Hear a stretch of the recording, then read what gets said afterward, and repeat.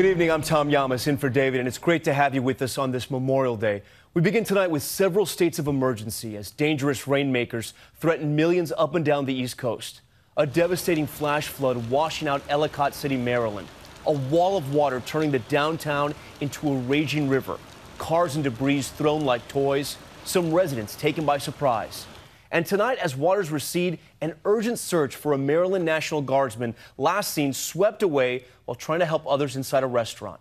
At the same time, Alberto, the first named storm of the hurricane season, making landfall late today near Panama City Beach, Florida. Flood watches in effect all across the southeast. We'll get to Rob Marciano on the Gulf Coast in a moment, but we begin tonight with David Curley in hard-hit Ellicott City, Maryland. Oh my God. The amount of water, its speed astonishing, ripping down traffic lights. Cars floating away, bobbing in the rapid water. People trapped. There's people in every building. In the second floor window, you can see those who hung an SOS sign, the definition of a flash flood as the torrent of water turned Main Street into a river. Missing tonight, a 39-year-old Maryland National Guardsman. Edison Harmon was at a local restaurant with his best friend, who he served in the Air Force with, Joe Lopez, when a woman with a cat headed out, and Harmon went to help her. He took a couple of steps in, and it just swept him away. It's been called a 1,000-year storm, but it is the second one in 2 years. Local officials say this one was worse than 2016.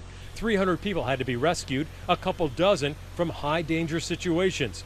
The debris is actually here. This is how high the water actually got to. But look over the side where the creek's running now. Here's one car, a tree, two other cars, a dumpster, a 55-gallon drum. That's how powerful this water was. Water that sliced through a road, throwing chunks of concrete aside. The radar was the warning, a strong storm Sunday over the area.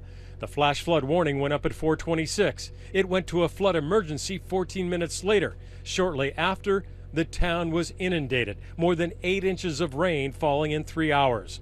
All day, debris, including cars and dumpsters, were being pulled from the muddy muck. Along the main street of this historic town, many businesses were just recovering from the 2016 flood, including restaurant owner Michel Tresigel, who gutted his restaurant 2 years ago to reopen. And you are going to rebuild? We are going to rebuild. We've been down this road. We know the story, and we're rebuilding. Absolutely devastating images there. And David Curley joins us now from the scene in Ellicott City.